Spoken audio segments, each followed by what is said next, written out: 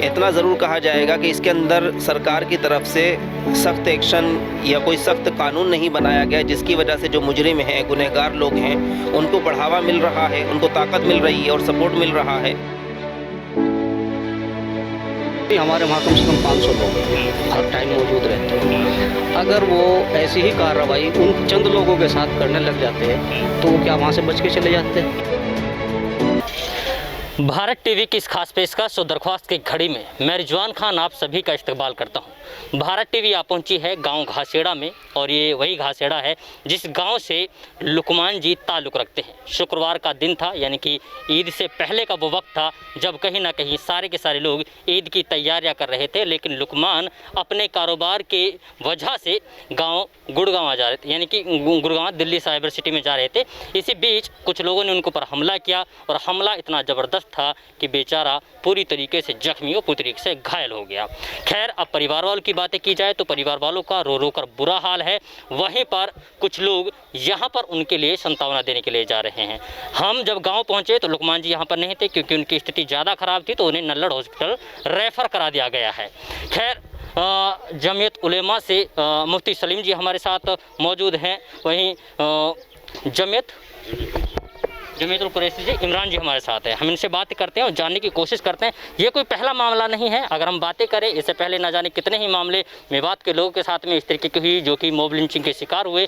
अब mob lynching की जो वारदातें हैं वो लगातार बढ़ती जा रही हैं। इन पर किस तरीके का लगाम लगाया जाए, और हमारे जो जिम्मेदार लोग हैं वो इन मामलों पर क्या अपनी राय रखते हैं, जरा बात करते हैं। सबसे पहले तो आप सभी का हमारे साथ जुड़ने के लिए बहुत बहुत स्वागत।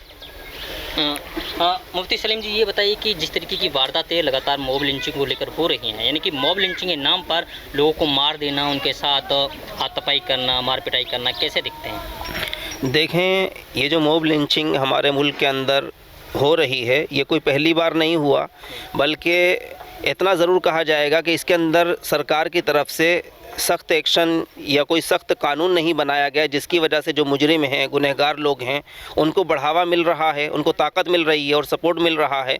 उन्हें ये पता है कि हम लोग किसी की भी जान के साथ खेल जाएंगे, किसी की भी जान ले लेंगे और हमारा कुछ बिगड़ेगा नहीं, बल्कि हमें और इनाम मिलेगा, बधाइयाँ मिलेंगी। और यही होता है हमारे इस मुल्क हिंदुस्तान के अंदर। हम सब ने देखा भी है, पढ़ा भी है मीडिया के अंदर कि कई लोग ऐसे हैं कि जिसने दूसरों की जान के साथ खिलवाड़ किया और दूसरे की जान ले ली, और फिर बाद में उन्हीं लोगों को, कातिलों को मालाएं पहनाई जा रही हैं, मुबारकबाद दी जा रही हैं। तो इसी से लोगों की हिम्मतें बढ़ती हैं।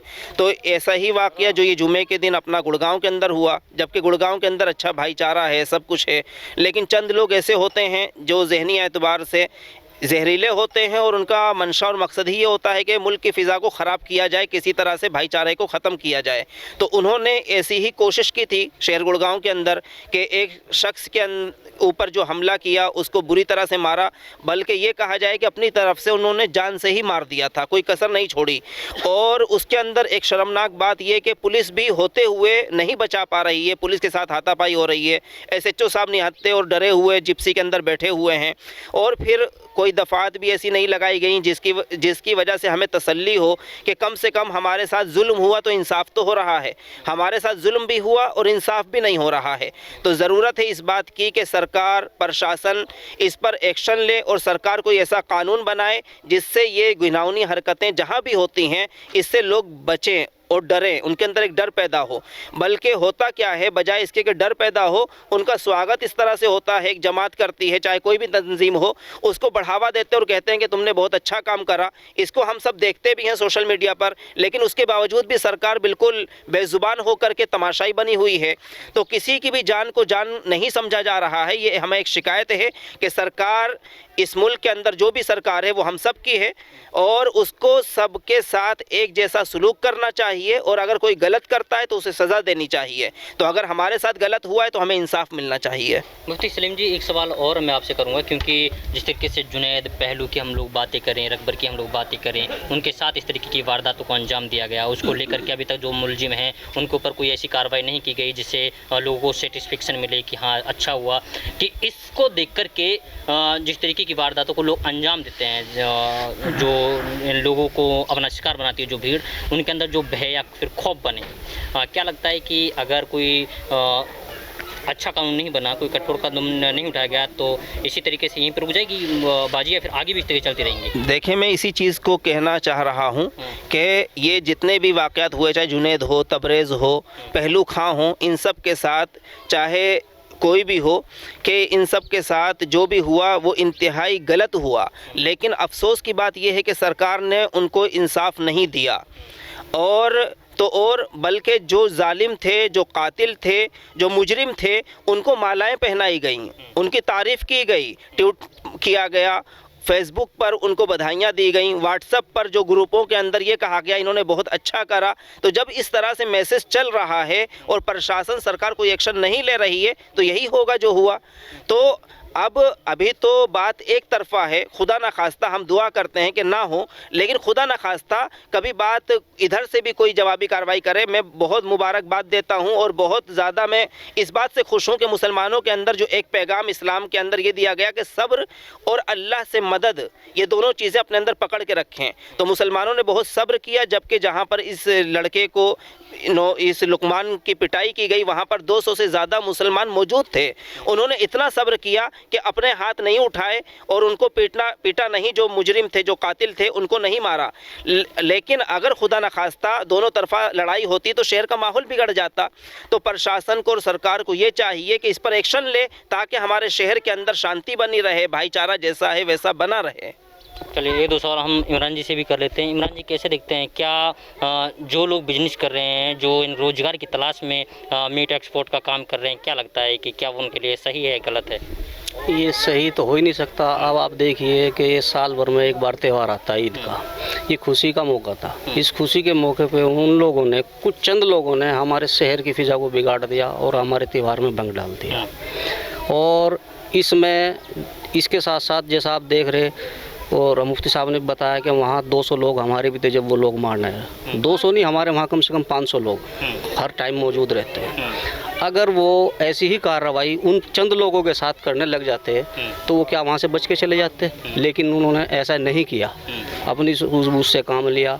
और मुसलमान अगर इस चीज़ पे आ गया कि भाई ये, जैसा आपने कहा, पहलू खान जी थे या अकबर थे या जुनैद थे या अखलाक थे, ये भी एक ऐसी घटना है, ये भी उससे कम नहीं है। उन्होंने तो इसी को भी मरा हुआ छोड़ा है, कोई जिंदा तो छोड़ा नहीं, जिंदा करके नहीं छोड़ा।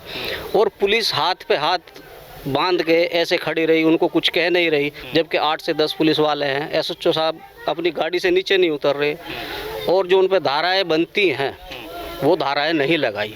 सबसे पहले तो हमारा एक यही है कि जो उन पर धारा बनती हैं सख्त से सख्त वो लगाएं, हमारी यही मांग है। और अगर उन्होंने ऐसा नहीं किया तो उनको इस चीज़ का खामियाजा भुगतना पड़ेगा, ये बहुत आगे तक बात जाएगी। लुकमान जी के परिवार के पास आप आए, आप लोगों ने क्या इनसे बातें की, क्या इनको ढांढस बंधाया? अब तो इनसे क्या बात की जाएगी, ऐसे मौके पर पूरा परिवार शोक में डूबा हुआ है। बच्चा उनका इस हालात में है कि अल्लाह उसको ज़िंदगी दे। उन्होंने तो ऐसा कर दिया कि भाई पता नहीं बचेगा नहीं बचेगा, क्योंकि सारी हड्डियां उसकी टूटी हुई हैं, पैरों के जोड़ सारे टूटे हुए हैं, सर में उसके कम से कम 27-28 टाँके हैं। तो इस हालात में तो हम इनके दुख के साथ खड़े हैं। चलिए, हमने जमीयत उलेमा और जमीयत इनकुरेश से हमने बातें की, उनके प्रदेश अध्यक्ष थे, और ये जानने की कोशिश की कि आखिरकार जिस तरीके की लगातार मॉब लिंचिंग जैसी वारदातों को अंजाम दिया जाता है, इन पर लगाम किस तरीके से लगेगी।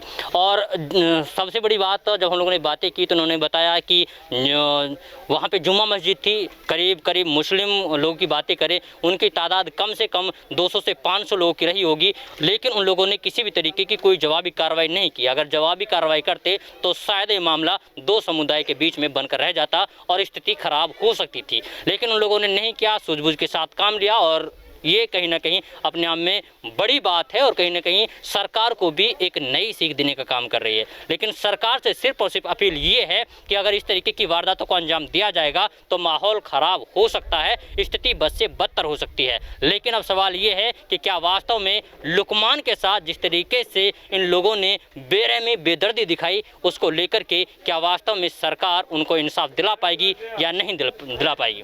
तो आज के लिए बस इतना ही, फिर होगी मुलाकात एक नए प्रोग्राम के साथ, नए मुद्दे के साथ। तब तक के लिए आप बने रहिए सिर्फ और सिर्फ भारत टीवी के साथ। वीडियो जर्नलिस्ट मुस्तफीज के साथ मैं रिजवान खान, भारत टीवी, घासेड़ा, मेवात।